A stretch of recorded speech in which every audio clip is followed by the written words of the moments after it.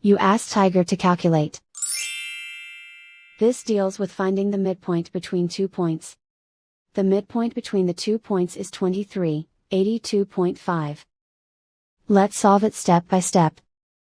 Plot the 2 points and calculate the midpoint using the formula. The coordinates of point 1 are, x1 equals 94, y1 equals 71. The coordinates of point 2 are, x2 equals negative 48, y2 equals 94. PM represents the midpoint of the 2 points.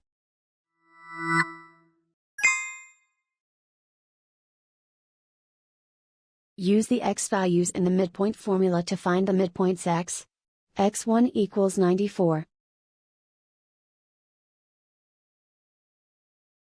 x2 equals negative 48. Simplify the arithmetic.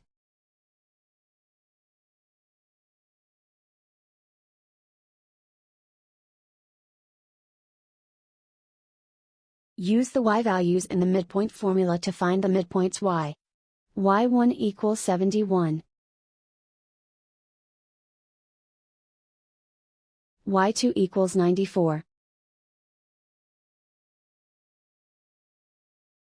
Simplify the arithmetic.